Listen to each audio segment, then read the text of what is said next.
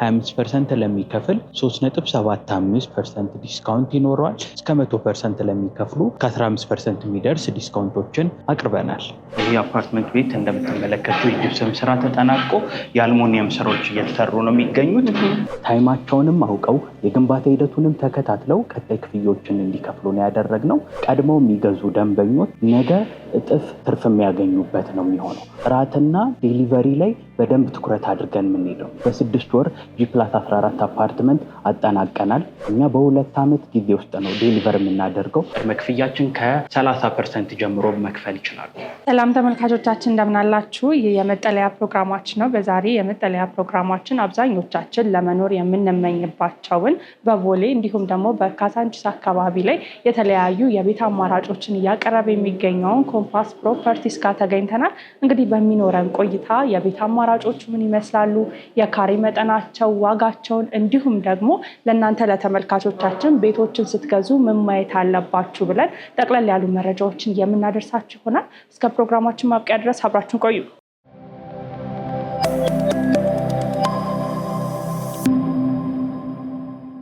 ሰላም እንደምን አለህ? ሰላም እንዴት ነሽ? እግዚአብሔር ይመስገን። ዛሬ እንግዲህ ኮምፓስ ሪል ስቴት ያስገነባቸው ያሉት የቤት አማራጮች በአጠቃላይ ምን እንደሚመስሉ ለተመልካች ለማድረስ ነው የተገናኘ ነው። በቅድሚያ ግን እስቲ እንተዋወቅ። ምስክር እባላለሁ። የድርጅቱ የሽያጭ ማኔጀር ነኝ። በጣም ጥሩ። እንግዲህ ያው እንዳጠቃላይ ኮምፓስ እያቀረባቸው ያሉት የቤት አማራጮችን ለማድረስ ነው እና በቃ ያለው ነገር ግን ስለ ቤት አማራጮቹ ከማንሳታችን በፊት ኮምፓስ ማን ነው፣ ምን አይነት ስራዎችን የሰራ ድርጅት ነው፣ አሁን ላይ ምን ላይ ይገኛል የሚለውን በተወሰነ መልኩ እስቲ እናንሳ። በጣም ጥሩ። እንግዲህ ኮምፓስ ፕሮፐርቲ እንግዲህ እስከዛሬ በደንብ የሚታወቀው YG ኮንስትራክሽን በሚባለው የኮንስትራክሽን ካምፓኒ ነው። የቻይና ካምፓኒ ነው። እስከዛሬ ኮንስትራክሽኑ ላይ ለበርካታ ሪል ስቴት ካምፓኒዎች ኦልሞስት ከ10 ዓመት በላይ ሲያገለግል የቆየ ካምፓኒ ነው። ለምሳሌ ያክል መጥቀስ የምንችላቸው ብዙ ምሳሌዎች ይኖሩናል። ለምሳሌ ያክል ለአያት ሪል ስቴት ወደ 14 የሚሆኑ ብሎኮችን የገነባ ነው። ከዛ በተጨማሪ ደግሞ ኢስት አፍሪካን ሪል ስቴት ወደ 6 አፓርትመንት ቤቶችን ገንብቷል። ሌላው የጊፍት ሪል ስቴት ሄድኳርተሩ ደንበል የሚገኘውን እንደዚሁ የገነባው ነው። በቅርብ ጊዜ ደግሞ የአሚባራ ፕሮፐርቲን ኤርታሌ ብሎክን 2 ብሎኮችን G+17 የሆኑ አፓርትመንት ቤቶችን ገንብቶ አስረክቧል። በኮንስትራክሽን ዘርፉ በጣም ታዋቂና ለበርካታ የሪል ስቴት ካምፓኒዎች የጀርባ አጥንት የነበረ ካምፓኒ ነው። አሁን ደግሞ የራሱን ፕሮዳክት ይዞ መጥቷል። በጣም ጥሩ። እንግዲህ ስለ ድርጅቱ ይሄን ያህል ካልን እያቀረባችሁ ስላላችሁት የቤት አማራጮች የት አካባቢ ላይ እንደሚገኙ ማንሳት ብንችል? ያው እንደነገርኩሽ እንግዲህ ኮምፓስ ፕሮፐርቲ እስከዛሬ በኮንስትራክሽን ዘርፉ ለበርካታ ሪል ስቴት ካምፓኒዎች የጀርባ አጥንት ሆኖ ቆይቷል። አሁን ደግሞ የራሱን ፕሮዳክት በዚህ ጊዜ ውስጥ በደንበኞች ፍላጎት መካከልና በገንቢዎች መካከል ያለውን ክፍተት ስላየ፣ ያም ማለት ደግሞ የዴሊቨሪ የጥራት ችግሮች ብዙ ይከሰታሉ። ይህም የብዙ የእናንተም ተከታዮች ጥያቄ ይሆናል ብዬ አስባለሁ። ብዙ ጊዜ አፓርትመንት ቤቶች ይገዛሉ፣ ከዛ ግን ደግሞ ተገንብቶ አያዩአቸውም በማለት ሰፊ ጋፖች ይፈጠራሉ ብዬ አስባለሁ። እሱን ሶሉሽን ለመስጠት ወይም ደግሞ በግንባታ ዘርፉ ላይ እኛ ያለንን ኤክስፒሪየንስ ላለፉት 10 ዓመታት የነበረን ኤክስፒሪየንስ አክቹዋሊ ኮንቨርት በማድረግ ደግሞ ለራስ ሲባል ደግሞ አንዳንድ ጊዜ ጥሩ ነገር ኮንቨርት ይደረግ የለም። ከዛም አንጻር ሪሰርች አድርገን ከተማው ላይ ለሰዎች የት አካባቢ ለመኖር ይፈልጋሉ ብለን ሪሰርች አድርገን ኦልሬዲ መስቀል ፍላወር ላይ እንደዚሁ በአጭር ጊዜ ያም ማለት በ6 ወር G+14 አፓርትመንት አጠናቀናል። ሌላው ደግሞ አሁን ኦንጎይንግ ደግሞ ያሉ ፕሮጀክቶች አሉ። አንደኛ ካሳንቺስ፣ ሁለተኛ አትላስ። እነዚህ ኤሪያዎች ደግሞ ያው እንደሚታወቀው ይሄ የኮሊደር ልማቱ በደንብ የደመቀባቸው በጣም አሪፍ የሚባሉ ሎኬሽኖች ናቸው። በጣም ጥሩ። እንዳጠቃላይ የምታቀርቡት የቤት አማራጮች ምን ይመስላሉ? ከባለ ስንት መኝታ ጀምሮ ነው እያቀረባችሁ የምትገኙት? እንግዲህ እንደ ቤት አማራጭ ስንመጣ እኛ ያሉትን ክፍተቶች ቅድም እንደነገርኩሽ ሪሰርች ስላደረግን ከስቱዲዮ ጀምሮ ባለ 1 መኝታ፣ ባለ 2 እንደዚሁም ባለ 3 መኝታ ቤቶችን ይዘን መተናል። እንደየአካባቢው ዲፔንድ አድርገን ያንን ሰሌክት ስናደርግ፣ ለምሳሌ አሁን ካሳንቺስ ላይ ብንሄድ ከስቱዲዮ እስከ ባለ 3 መኝታ፣ ቦሌ አካባቢ ደግሞ ለመኖሪያም እንደዚሁም ደግሞ ሰዎች ስቴ የሚያደርጉበት አካባቢም ስለሆነ ከባለ 1 እስከ ባለ 3 መኝታ ደግሞ አትላስ ላይ ይዘን መተናል። በጣም ጥሩ። የካሬ አማራጫቸውን ማንሳት እንችላለን? በጣም ጥሩ። እንግዲህ የካሬ አማራጮቻቸውን ስንመለከት ካሳንቺስ ላይ ከ55 ካሬ ስቱዲዮ አፓርትመንት ጀምሮ እንደዚሁም ደግሞ ባለ 1 መኝታ 80 ካሬ፣ ባለ 2 መኝታ 125፣ እንደዚሁም ባለ 3 መኝታ ደግሞ 156 ካሬ ሜትር ይዘን መተናል። አትላስ ላይ ያለንን ፕሮጀክት ደግሞ ስንመለከት ከማዶ ሆቴል ጀርባ ላይ የሚገኝ አፓርትመንት ቤት ነው። ኦልሞስት ከ80 ካሬ ጀምሮ እስከ 165 አማራጭ አለ። እንደ ዝርዝራቸው ደግሞ ስነግርሽ ለምሳሌ ባለ 1 መኝታ 80 ካሬ እና 85 ካሬ አማራጮች አሉት። እንደዚሁም ደግሞ ባለ 2 መኝታ 110፣ 115 እና 125 ካሬ አማራጮች ይኖሩታል። ሌላው ደግሞ ባለ 3 መኝታ ላይ ስንመጣ 160 እና 165 ካሬ አማራጮች ናቸው። በኋላ በሰፊው መነግርሽ ይኖራል። እነዚህ ባለ 3 መኝታ ቤት አማራጮች ላይ ጥሩ ዲዛይኖችን ሰሌክት አድርገን ብዙ ጊዜ ነዋሪዎች ምን ይፈልጋሉ ከሚሉት አንጻር ዲዛይን ያደረግናቸው ነው እና ዲቴይል ስንገባ ደግሞ እሱን በደንብ በዝርዝር ማስረዳት ይሆናል። በጣም ጥሩ። እንግዲህ ሀገራችን ላይ የቤት አልሚ በጣም የበዛበት እንዲሁም ደግሞ ኮምፒቲሽኑም የዛን ያህል ነው እና ሰዎች ኮምፓስን እንዲመርጡ ምን አይነት ኳሊቲዎችን ታስቀምጣላችሁ?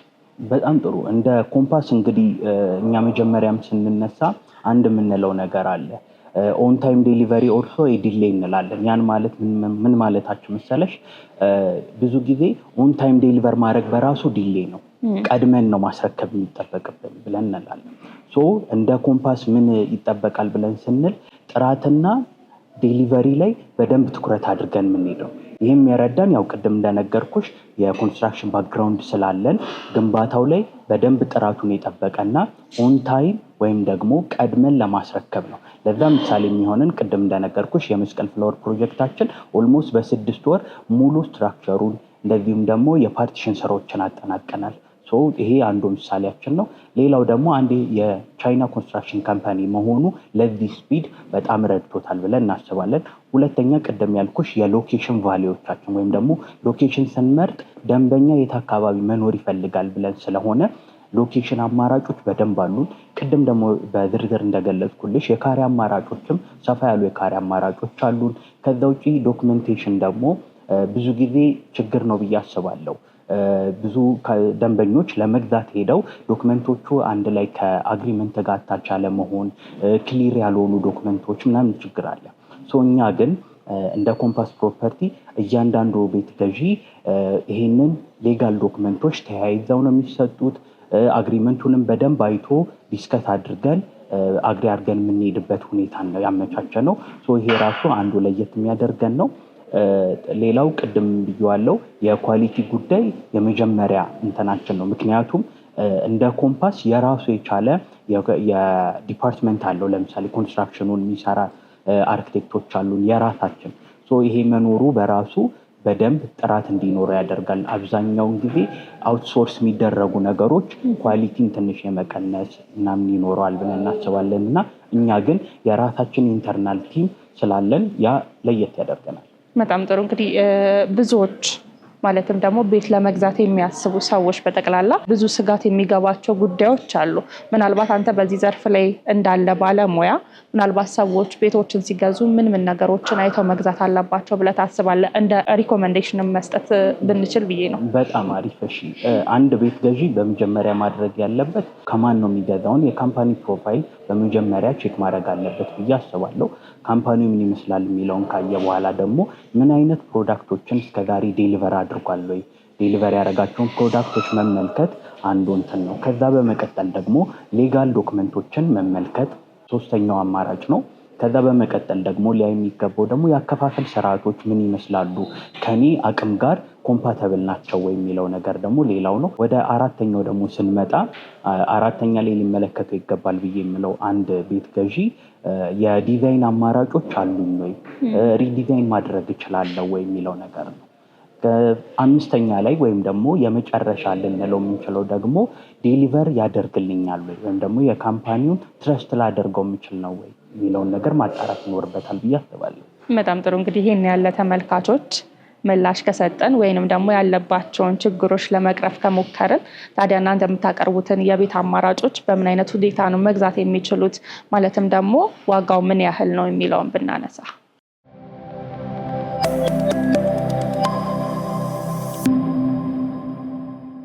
እንደነገርኩሽ የተለያዩ ሎኬሽኖች አሉን። ለምሳሌ ከቦሌ ብንነሳ ቦሌ ሳይታችን ወይም ደግሞ ከማዶ ሆቴል ጀርባ ላይ የሚገኝ ሳይት ነው። ጠቅላላ ካሬ ሜትሩ ወደ 1500 ካሬ ሜትር ላይ የሚገነባ አፓርትመንት ቤት ነው። እነዚህ አፓርትመንት ቤቶች ላይ ከባለ 1 መኝታ እስከ ባለ 3 መኝታ ቤቶች አሉ። ባለ 1 መኝታ 80 ካሬ ይገኛል። ይህ 80 ካሬ አፓርትመንት ቤት በካሬ በ135 ሺህ ነው እየተሸጠ የሚገኘው። ቦሌ ላይ እንግዲህ እንደምናውቀው በጣም ለኢንቨስትመንት ተመራጭ የሆነ ሬንታል ቫሊዩም ሀይ የሆነ አካባቢ ነው። ከዛ ውጭ ደግሞ እኛ አሁን ገና ግንባታውን እየጀመርን ስለሆነ ቀድመው የሚገዙ ደንበኞች ነገ እጥፍ ትርፍ የሚያገኙበት ነው የሚሆነው። ምክንያቱም እኛ በ2 ዓመት ጊዜ ውስጥ ነው ዴሊቨር የምናደርገው። ኦልሞስት አሁን የሾሪንግ ስራን እያጠናቀቅን ነው የምንገኘው። ባለ 2 መኝታ ደግሞ ስንመጣ ደግሞ አማራጫችን ላይ በ110 ካሬ አለ። እሱም በተመሳሳይ ሁኔታ በ135 ሺህ በካሬ ነው የምንሸጠው። ደንበኛ እንግዲህ ብዙ ጊዜ ዝቅ ያሉ ፍሎሮችን ይመርጣል። እኛ ዝቅ ያሉትን ፍሎሮች ጨምሮ በ135 ሺህ ነው በካሬ እየሸጥን የምንገኘው። የተወሰነ ደግሞ ከፍታ ለሚፈልጉ ደንበኞች ደግሞ በካሬ በ140 ሺህ ብር እየሸጥን እንገኛለን። ቅድም ሜንሽን አደርግልሻለሁ ያልኩሽ ደግሞ ባለ 3 መኝታ ቤቶች አማራጮች አሉ። እነዚህ ባለ 3 መኝታ ቤት አማራጮች ምንድነው? ሰርቪስ ኳርተር ኮንሰፕትን ኢንክሉድ ያደረጉ ናቸው። ሰርቪስ ኳርተር ኮንሰፕት ስንል አንድ ነዋሪ እንግዲህ ቤት ውስጥ የራሱን ፕራይቬሲ ይፈልጋል። ለምሳሌ ሰራተኛ ትኖረዋለች። ሰራተኛዋ ግን ወደ እሱ መኝታ ቤት ጋር አክሰስ ለማድረግ እንዳትመጣ እሱን መዝጋት ይፈልጋል። ስለዚህ ለዛ እንዲመች ተደርጎ እነዚህ መኝታ ቤቶች በአንድ ሳይድ ነው ያሉት።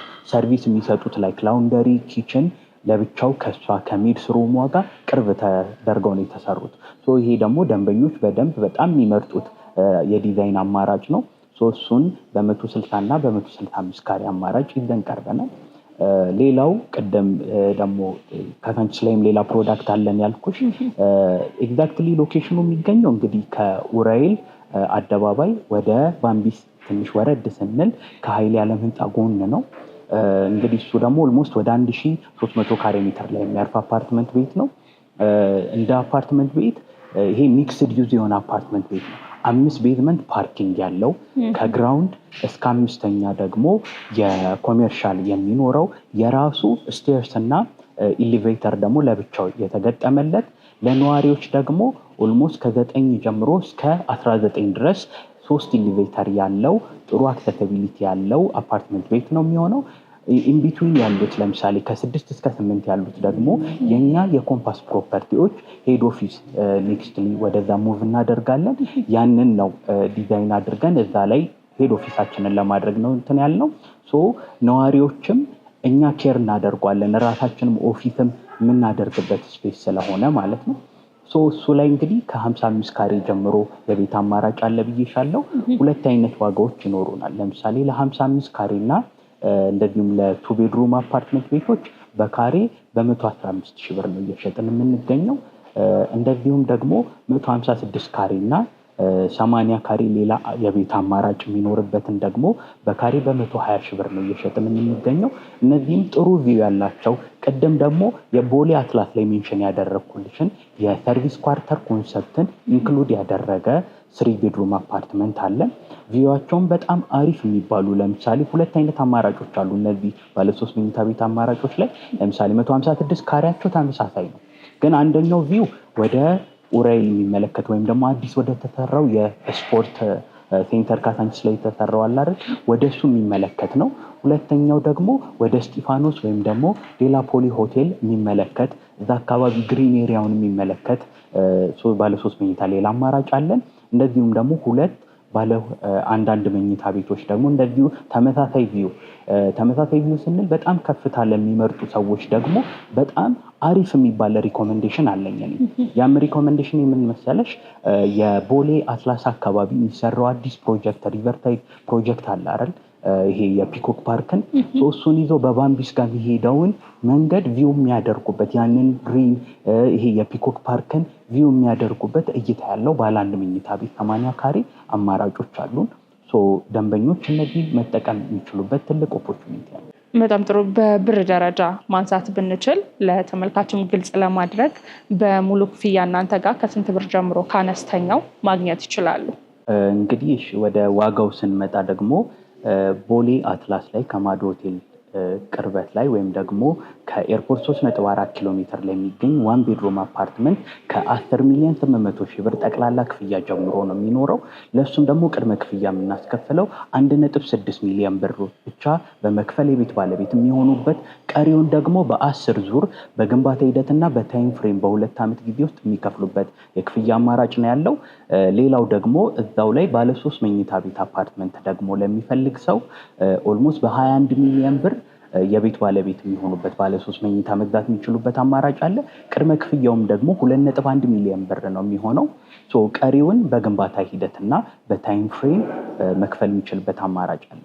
ይህንን ስልሽ እኛ ጋር የክፍያ አማራጮቻችን ፕሮግረስ ቤዝድ ብቻ ሳይሆን ታይምንም ያማከለ ነው። ይህም ደግሞ ለደንበኞች በጣም ተመራጭ ያደርገዋል ብዬ አስባለሁ። ብዙ ጊዜ ፕሮግረስ ቤዝድ ተብሎ የተለያዩ ባላሰቡት ታይም ላይ ፔመንት የመጠየቅ ነገር ይኖራል። እኛ ግን ታይም ፍሬምም አበጅተንለታል። በየኳርተሩ ስለሚሆን ታይማቸውንም አውቀው የግንባታ ሂደቱንም ተከታትለው ቀጣይ ክፍያዎችን እንዲከፍሉ ነው ያደረግነው። ሌላው ደግሞ ለቤት ገዢዎች ያመቻቸ ነው። ከ25% ጀምሮ እስከ 100% ለሚከፍሉ ደንበኞቻችን ልዩ የቅናሽ ፓኬጆችን አቅርበናል። ይህም ማለት 25% ለሚከፍል 3.75% ዲስካውንት ይኖረዋል። እስከ 100% ለሚከፍሉ እስከ 15% የሚደርስ ዲስካውንቶችን አቅርበናል። ሌላው ደግሞ ፕሮዳክት ያለን ካሳንቺስ ላይ እንደመሆኑ ቅድም ሜንሽን አድርጌልሻለሁ። እዛ ላይ የ55 ካሬ የስቱዲዮ ቤት አማራጭ ሲኖረን ይህንን በ6.3 ሚሊዮን ብር የቤት ባለቤት የሚሆኑበት አማራጭ ነው። እንደ ቅድመ ክፍያ ወይም ደግሞ በፕሮግረስ ልክፈል ደግሞ ለሚል ደንበኛ ከ950,000 ብር ጀምሮ በመክፈል ቀሪውን በ2 ዓመት ከ6 ወር ጊዜ ውስጥ ቀስ እያለ የሚከፍልበት የክፍያ አማራጭ ይዘን ቀርበናል። ያው ቅድም እንደነገርኩሽ እንግዲህ ከግራውንድ እስከ 5ኛ ድረስ ሾፖች አሉን። እነዚህ ሾፖች ላይ 4ኛ እና 5ኛ ላይ የሚገኙትን ከ15 ካሬ እስከ 56 ካሬ የሆኑ የካሬ አማራጭ ያላቸውን ሾፖች ለሽያጭ አቅርበናል። ያው ካሳንቺስ ላይ እንደሚታወቀው በጣም ብዙ የሳኒታሪ እቃ መሸጫዎች፣ የኤሌክትሪክ እቃ መሸጫዎች የበዙበት አካባቢ ነው። ይህንንም በካሬ በ240,000 ብር ነው ለሽያጭ ያቀረብነው። ቅድመ ክፍያችንም 15% ጀምሮ ነው። በጣም ጥሩ። እንግዲህ ስለምታቀርቡት የቤት አማራጭ የካሬ መጠናቸው እንዲሁም ደግሞ ዋጋቸውን በዲቴል ለተመልካች በደንብ አድርሰናል ብዬ አስባለሁ። ነገር ግን ጥያቄዎቻችንን እዚህ ብቻ ከምንጨርስ ኮምፓስ ምን እየሰራን የሚገኘው መሬት ላይ የሚታይ ምን አለ የሚለውን ብንመለከት ሳይት ካላችሁ ብንጎበኝ ደስ ይለኛል። በጣም አሪፍ። እሺ፣ የዚህ መስቀል ፍላወር ላይ ቅድም የነገርኩሽ በ6 ወር ጊዜ ውስጥ ፕሮግረስ ያደረግነው ሳይት አለ። እሱን ሄደን እየተመለከትን ደግሞ በደንብ ያለውን ነገር እናያለን ብዬ አስባለሁ። በጣም ጥሩ። ወደዛ እናቅና።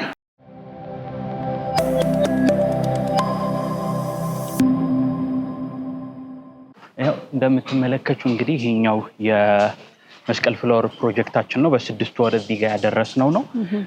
አካባቢው እንደምትመለከቱ ከአደባባዩ 50 ሜትር ገባ እንዳልሽ ነው የሚገኘው። በሁለት በኩል መንገድ የሚያገኘው ነው። ያም ራሱ በራሱ በቂ ብርሃን ቤቶች ውስጥ ገብተንም የምናየው ይሆናል። በቂ ብርሃን እንዲኖር የሚያደርግ ነው። አሁን ደግሞ የቀለም ሙከራ እያደረግን ያለነው፣ ሳምፕልም እየወሰድን ነው።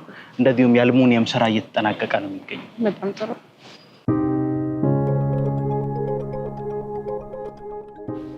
እሺ፣ ያው ይሄ አፓርትመንት ቤት እንደምትመለከቱ የጂፕሰም ስራ ተጠናቆ የአልሙኒየም ስራዎች እየተሰሩ ነው የሚገኙት። ይህንንም ኦልሞስት ቅድም እንደነገርኩሽ በ6 ወር እዚህ ፕሮግረስ ላይ የስትራክቸር ስራው የተጠናቀቀ አሁን አመት ከ2 ወር አካባቢ የሆነው እና ለዴሊቨሪ ሬዲ የሆነ ነው። ቅድም ያልኩሽ ሜንሽን ያደረኩትን ኦን ታይም ዴሊቨሪ ኢዝ ዲሌ ያልኩሽን ነገር በደንብ አክቹዋሊ የምታረጋግጭበት ነው። ምክንያቱም ኦልሬዲ አሁን ለሃንድ ኦቨር ኦልሞስት ከወራት በኋላ ለሰዎች ይረከቡታል። ከዛ በኋላ መኖር ይጀምራሉ ማለት ነው። እዚህ ላይ ደግሞ 2 ሊፍቶች አሉት። በፍሎር 3 ቤት ነው ያለው። G+14 ነው። በቂ ብርሃን ያለበት አፓርትመንት ቤት ነው። በጣም ጥሩ። እንግዲህ አሁን የምንገኘው አስቀድመንም ስንገልጸው ነበረ መስቀል ፍላወር አካባቢ የሚገኘው ኦልሞስት ለመጠናቀቅ ጥቂት የቀሩትን ቤቶቻችሁን ነው እና ምናልባት ሰዎች እዚህ ላይ ቤቶችን ቢፈልጉ ቤቶች አላችሁ ወይ? ኦፍኮርስ ልክ ነሽ። እዚህ ላይ አሁን ወደ 4 የሚጠጉ ቤቶች አሉን። ስቱዲዮ አፓርትመንት ቅድም እንደነገርኩሽ እኛ ጋር ብዙ የካሬ አማራጮች አሉ እንዳልኩሽ 49 ካሬ ስቱዲዮ አፓርትመንት አለን። ከዛ ውጪ 2 ቤድሩም በ95 እና በ103 ካሬ አማራጮች አሉ። ታዲያ እዚህኛው ላይ ሰዎችን ግዛ ቢሉ ዋጋው ስንት ነው የሚለው ጥያቄ ደግሞ አስከትሎ የሚመጣ ነገር ነውና ዋጋውንም በዛው ማንሳት ብንችል በጣም ጥሩ። እሺ እዚህ ላይ አሁን ለምሳሌ ስቱዲዮ አፓርትመንታችን በ7.3 ሚሊዮን ብር መግዛት ይችላሉ ጠቅላላ ክፍያ። እንደዚሁም ደግሞ በፕሮግረስ እንክፈል ካሉ ዳውን ፔመንት ኦልሞስት ከ30% ጀምሮ በመክፈል ቀሪውን በቀጣይ 9 ወራቶች ውስጥ በታይም ስኬጁል ቀስ እያሉ መክፈል የሚችሉበት አማራጭ አለ። ከፍ ያለው ደግሞ ቢባል ኦልሞስት 21.3 አካባቢ ነው የሚሆነው። እሱም አማራጭ አለ። ስለዚህ ኦን ዘ ሬንጅ ከ7.3 እስከ 21.4 ድረስ የሚደርሱ ቤቶች አሉን ማለት ነው። በቀሩን ጥቂት ቤቶች ላይ እስከ 100% ለሚከፍሉ ደንበኞች እስከ 10% የሚደርስ ዲስካውንት አድርገናል። እንደ ዳውን ፔመንት ደግሞ ከ30% ጀምሮ መክፈል ይችላሉ። በጣም ጥሩ። እንግዲህ ስለ ቤቶች አማራጮች ስለ ዋጋቸው ካነሳም በኋላ ግንባታው በምን አይነት ኳሊቲን የሚገነባው የሚለው ተከትሎ የሚመጡ ተመልካቾችም ደግሞ እንደ አንድ ጥያቄ የሚያነሱት ነው እና ያው አስቀድመን ስለ ግንባታው ጥራት እንዲሁም ደግሞ ስለነበራችሁበት ባክግራውንድ እያነሳን ነበር። ነገር ግን አሁን እየገነባችሁ ያላችሁት በምን አይነት የግንባታ ፍጥነት በምን አይነት ኳሊቲ ነው የሚለውን ማንሳት ብንችል። በጣም ጥሩ። እሺ እኛ ግንባታዎቻችን ላይ በጣም ጥንቃቄ አድርገን ኳሊቲያቸውና ኦን ታይማቸውንም ደግሞ ስኬጁል አድርገን ኤቭሪ ዊክ እያንዳንዱ አሁን ለምሳሌ አዳዲስ የሚገነቡት ፕሮጀክቶች ላይ ለምሳሌ የካዛንቺሱ ሜንሽን ባደርግልሽ ኤቭሪ ዊክ አንዳንድ ስላብ እየተሞላ ነው። እነዚህም አፓርትመንት ቤቶች አሁን ለምሳሌ ፍላት ስላብ ነው የሚሆኑት። ያ ደግሞ መሆኑ ለደንበኛ በቂ ብርሃን ወደ ቤቱ እንዲያገኝ ያደርገዋል። ከዛ ውጭ ደግሞ የግንባታ ፍጥነቱንም በዛው መጠን ይጨምረዋል። በየሳምንቱ አንዳንድ ፍሎር እየሞላን ነው። ይህንን የካዛንቺስ ፕሮጀክት ኦልሞስት አሁን የቤዝመንት ስራ ተጠናቆ ኦልሞስት 5 ቤዝመንት ያለው ነው። ኦልሞስት 4ኛ ቤዝመንት ላይ ደርሰናል። በቀጣይ ቀናቶች ውስጥ ወይ ነው በቀጣይ ወራቶች ውስጥ ደግሞ ግራውንድ ላይ የምንደርስበት ይሆናል ማለት ነው። በጣም ጥሩ። ስለመረከቢያ ጊዜያቸው ብናነሳ የቦሌውን የካዛንቺሱን እንዲሁም ደግሞ ይሄኛውም ለመጠናቀቅ የደረሰው በምን ያህል ጊዜ ውስጥ ነው ለማስረከብ እቅድ የያዛችሁት? በጣም ጥሩ። እሺ የዚህኛውን ከዚህኛው ብንነሳ አሁን እዚሁ ስላለን ከሱ ብንነሳ የመስቀል ፍሎር ፕሮጀክት ኦልሞስት ከቀጣይ 3 ወር ኦር 4 ወር በኋላ ላይክ የፊኒሽንግ ስራቸውን እንዲያጠናቅቁ ደንበኞች ሰሚ ፊኒሽድ ስለሆነ የምናስረክበው እነሱ እንዲሉ ርክክብ ይከናወናል ማለት ነው ከ4 ወር በኋላ። ለምሳሌ ደግሞ የአትላሱን ደግሞ ስንመለከት ኦልሞስት በ27 ወር ነው ዴሊቨሪ። ያ ማለት ኦልሞስት ከ2 ዓመት ከ3 ወር አካባቢ ነው ዴሊቨርድ የሚሆነው። አሁንም የግንባታው የሾሪንግ ስራ እየተጠናቀቀ የሚገኝ ነው። የካዛንቺሱን ደግሞ ስንመለከት የ30 ወር ፕሮጀክት ነው። አሁን እንደነገርኩሽ ደግሞ ያለው ፕሮግረሱ የቤዝመንት ስራ እየተጠናቀቀ ነው የሚገኘው። በጣም ጥሩ። እንግዲህ አጠቃላይ መረጃዎችን ለተመልካች በደንብ ያደረስን ይመስለኛል። ተመልካችን በደንብ የሚረዱት ይመስለኛል። ከዛ በተጨማሪ ግን ኮምፓስ ፕሮፐርቲስ ምን ለየት ያደርገዋል የሚለውን ማንሳት ብንችል ደስ ይለኛል። በጣም ጥሩ። እሺ ኮምፓስ ፕሮፐርቲን በጣም ለየት የሚያደርገው ነገር አንደኛው ይሄ የታይም ጉዳይ ነው። ዴሊቨሪ ግንባታውን ቅድም እንደነገርኩሽ የዚህንም አሁን የምንገኝበት መስቀል ፍላወር ፕሮጀክት በ6 ወር ነው።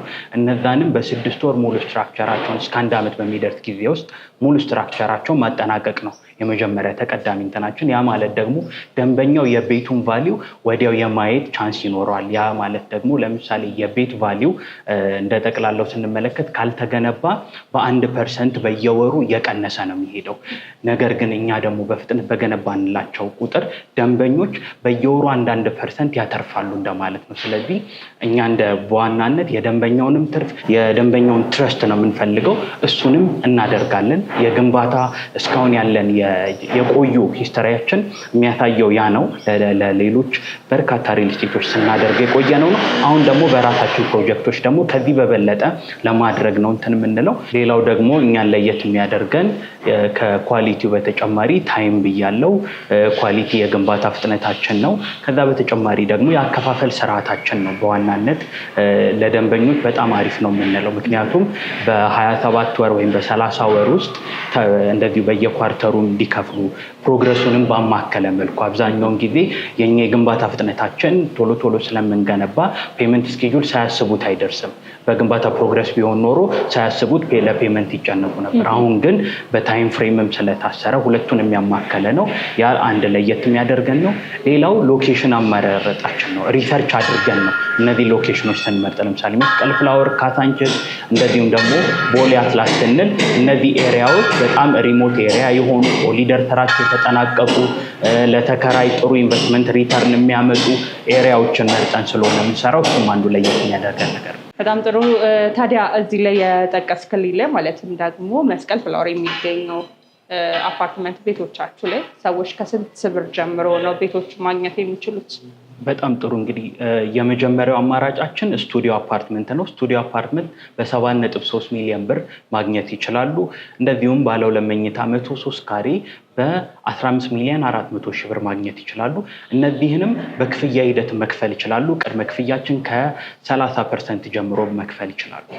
በጣም ጥሩ። እንግዲህ ጥሩ የሆነ ማብራሪያዎችን እየሰጠኸኝ ነበረ እዚህ ደረጃ የደረስነው። ምናልባት ሰዎች ለመግዛት ቢፈልጉ እናንተን በምን አይነት መልኩ ነው ማግኘት የሚችሉት? እሺ፣ የእኛን አፓርትመንት ቤቶች ለማግኘት ከታች በሚቀመጡት ስልኮች መደወል ይችላሉ። ሙሉ መረጃውን ማግኘት ይችላሉ። በውጭም ለሚገኙ ኢትዮጵያውያን ይህን እድል ለማግኘት በቴሌግራም በዋትስአፕ ኮሚኒኬት ማድረግ ይችላሉ። ታች የተቀመጡት ስልኮች ለዚህ ዝግጁ ሆነው ነው የሚጠብቋቸውና እድሉን በዛ መልኩ ማግኘት ይችላሉ።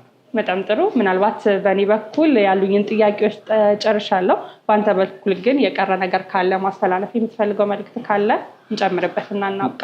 በጣም ጥሩ። ቤት ገዢዎች እንግዲህ ቤት ከመግዛታቸውና ከመወሰናቸው በፊት ኮምፓስ ፕሮፐርቲ ቢጎበኙት ሞር ያተርፉበታል ብዬ ነው የማስበው እና ይህንን በአጽንኦት አድርገውት፣ ምክንያቱም ትረስት ያለው ትልልቅ ሪልስቴት ካምፓኒዎች እስከዛሬ አምነውት አብረው ሲሰሩ የነበሩ ስለሆነ ደንበኞች ደግሞ የበለጠ ሞር ትረስት ሊያደርጉት የሚችሉት ካምፓኒ መሆኑን ማሳያ ይሆናል ብዬ ስለማስብ መጥተው ይጎብኙን።